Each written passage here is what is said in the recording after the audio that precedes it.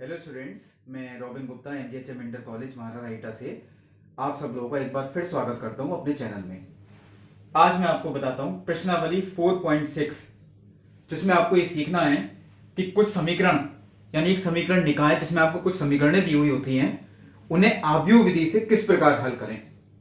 जो आप लोग पढ़ते आए हैं, जो एक्स और वाई की समीकरण आपने शायद 8th क्लास में पढ़ी है, फिर 9th में भी पढ़ी है, 10th में, लेकिन वो किसी दूसरे विधि से हल करना सीखा है। आज आपको सीखना है इन्हीं समीकरणों को अगर हम हल करें तो वो आव्यूह विधि से किस प्रकार हल करें। तो इसके लिए पहले मैं आपको इसके नियम बता देता हूं, जो कि मैंने शुरू में लिख भी रखे हैं इस वीडियो में।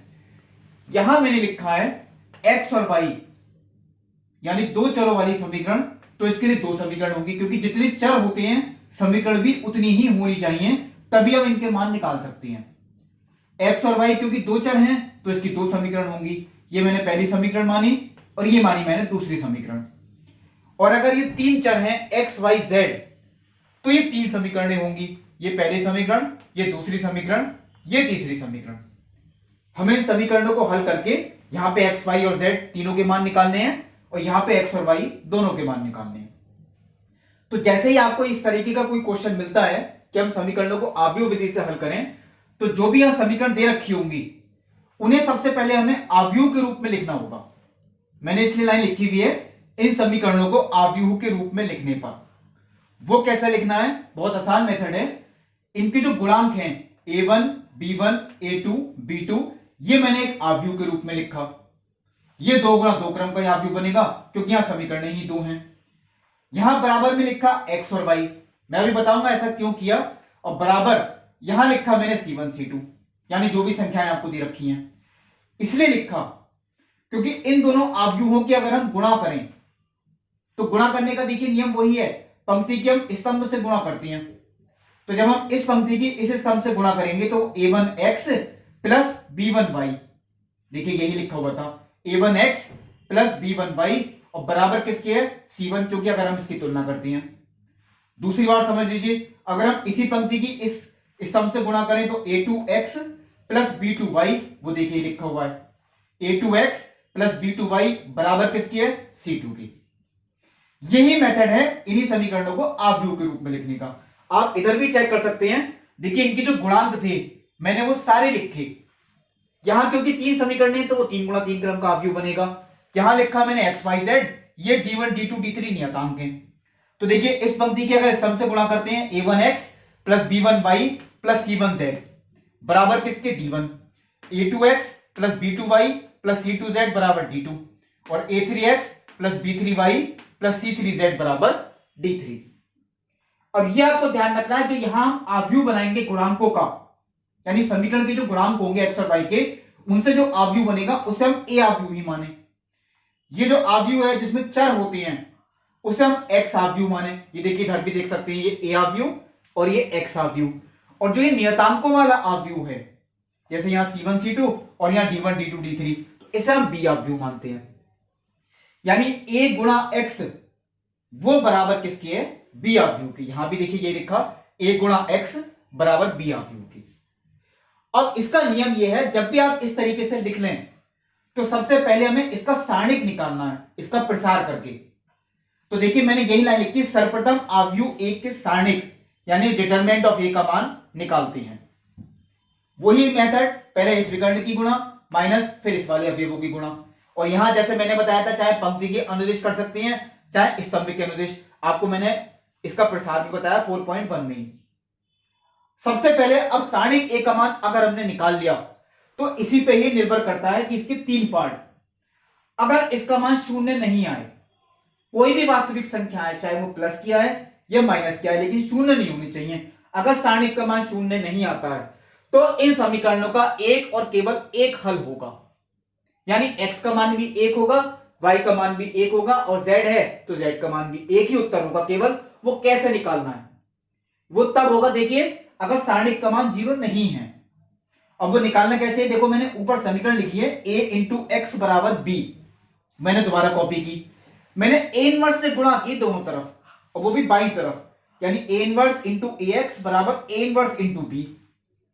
क्यों किया, क्योंकि a इनवर्स से a से गुणा करें तो आप कई बार सीख चुके हैं ए इनवर्स की जब ए से गुणा करते हैं तो आई आता है, यानी इकाई आव्यूह, और आई की गुणा जब एक्स से करेंगे तो क्या आएगा, वो एक्स। ये मैंने एक स्टेप कम करके लिखा क्योंकि ये आई हो गया और आई की गुणा एक्स से लिखी तो एक्स, इसे मैंने ऐसे ही छोड़ दिया और यही उत्तर है क्योंकि हमें इसी का मान निकालना है।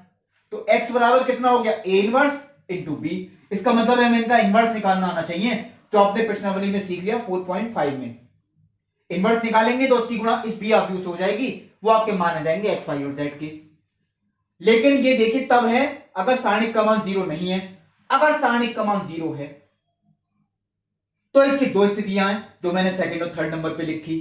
तो हमें ये चीज निकालनी है, हमें तब भी एडजॉइंट निकालना है। इसका एडजॉइंट तो देखिए तब भी निकालना पड़ेगा, एडजॉइंट तो हमें यहां भी निकालना पड़ेगा क्योंकि ए इनवर्स का सूत्र क्या होता है, एडजॉइंट बटे सारणिक। एडजॉइंट तो यहां भी निकालना है, एडजॉइंट यहां भी निकालना है, लेकिन यहां ए इनवर्स नहीं निकालना, यहां केवल एडजॉइंट ही निकालना है। और इस एडजॉइंट की गुणा हम इस बी आव्यूह से करेंगे। एडजॉइंट जो भी निकल के आए उसकी गुणा बी आव्यूह से करेंगे। अगर ये शून्य आव्यूह नहीं आए, शून्य आव्यूह का मतलब है सब जगह 0 आ जाए, वो शून्य आव्यूह होता है। लेकिन अगर ये शून्य आव्यूह नहीं आए तो इन समीकरणों का एक भी हल नहीं होगा, यानी इसे आगे हल करना ही नहीं है। मतलब ना तो कोई x का मान आएगा, ना y का मान आएगा, ना z का मान आएगा, अगर ये स्थिति है तो। लेकिन अगर सारणिक का मान तो 0 आ ही रहा है और ये चीज भी शून्य आव्यूह आ गई तो इन समीकरणों के अनंत हल होंगे। तो अब यहां पे देखिए दो कंडीशन वो यही हो गई, सारणिक का मान अगर 0 आता है तो सारणिक का मान 0 तो देखिए दोनों जगह लिखा हुआ है, अब वो इस पर डिपेंड हो गया। एडजॉइंट ए इंटू बी, अगर शून्य आव्यूह नहीं आए तो एक भी हल नहीं होगा, और अगर ये शून्य आव्यूह आता है तो इसके अनंत हल होंगे। अब मैं पहले आपको सिखाता हूं एक 2x2 का क्वेश्चन, और पहले आपको यही करनी है 2x2 के। मैं अभी और भी बताऊंगा अगले वीडियो में, लेकिन पहले मैं आपको एक सिंपल यानी 2x2 जो दो समीकरण आपको दे रखी है उससे शुरुआत कर रहा हूं। आपके क्वेश्चन आपको खुद पता लगेगी। जैसे क्वेश्चन नंबर मैंने 10 लिखा, 5x प्लस 2y बराबर 3 और 3x प्लस 2y बराबर 5। ये दो समीकरण हैं, मैंने इन्हें आव्यूह के रूप में लिखा। देखिए 5 2 3 2 एक्स वाई यहां आ गया, और 3 5 देखिए गुणांक थे वो ये, देखिए मैंने ऊपर भी ऐसे समझाया था, यहां भी ऐसे लिखा। ये मैंने ए आव्यूह माना, देखिए ऊपर था ये एक्स आव्यूह है और ये आव्यूह है बी आव्यूह, यानी a इंटू एक्स बराबर b। तो जब हम इतना कर लें तो मैंने कहा था सबसे पहले हमें सारणिक का मान निकालना है। मैंने सारणिक का मान निकाला, 5 दूनी 10 माइनस 3 दूनी 6, और 10 माइनस 6 बराबर कितना आ गया, 4। ये शून्य तो नहीं आ रहा क्योंकि ये 4 आ गया, इसका मतलब ये वाली कंडीशन हुई। क्योंकि अगर ये शून्य नहीं आता है तो मैंने देखिए यहां भी लिखा है, अतः इन समीकरणों का एक और केवल एक हल होगा। मैंने आगे लिखा नहीं है, हल होगा वो यही चीज है। अब ये कैसे सॉल्व करना है ये आपको बताते हैं। सबसे पहले अब यहां पर जरूरत पड़ेगी ए इनवर्स की, तो ए इनवर्स के लिए भी जरूरत एडजॉइंट की तो पड़ती है, तो मैंने एडजॉइंट यहां पे निकाला। और एडजॉइंट के लिए मैंने कहा था देखिए ये आप यहां पे पहले ही माइनस का चिन्ह लगा के रखें और इसका परिवर्त का चिन्ह, इससे कभी गलती नहीं होगी। मैंने भी यहां पहले माइनस के चिन्ह लगा दिए थे और परिवर्त। अब यहां पे इनके लिए जैसे मैंने बताया था, इस वाले स्थान के लिए ये पंक्ति छोड़ दी और ये स्तंभ छोड़ दिया, बचा कितना 2। इस वाले स्थान के लिए इस पंक्ति और इस स्तंभ को छोड़ दिया, बचा कितना 3। इस वाले स्थान के लिए ये पंक्ति और ये स्तंभ छोड़ दिए तो बचा कितना 2, और लास्ट वाले के लिए ये स्तंभ और ये पंक्ति छोड़ दिए तो बचा कितना 5। इसका भी परिवर्त कर दे तो 2 माइनस 3 माइनस 2 5। ये एडजॉइंट हो गया। ए इनवर्स का सूत्र एडजॉइंट बटे सारणिक। तो सारणिक का मान देखिए पहले निकाल चुके थे, वो कितना था 4, तो 1/4 तो मैंने बाहर लिख दिया, एडजॉइंट का मान यहां से कॉपी कर दिया, 2 माइनस 2 माइनस 3 5। अब मैं कहता हूं जो हमने ऊपर लिखा x बराबर ए इनवर्स इंटू बी, तो मैंने x की जगह देखिए सीधा लिख दिया आव्यूह एक्स वाई। ए इनवर्स का मान वो देखिए ये लिखा हुआ है, ए इनवर्स की जगह मैंने ए इनवर्स लिख दिया 1/4 2 माइनस 2 माइनस 3 5, ये देखिए ए इनवर्स ही था। और बी आव्यूह वो देखिए लिखा हुआ है 3 5। अब मैं अगर इनकी गुणा करता हूं तो इस पर अभी ध्यान ही नहीं दें, 1/4 को आप बाहर ही लिखा हुआ छोड़ दें।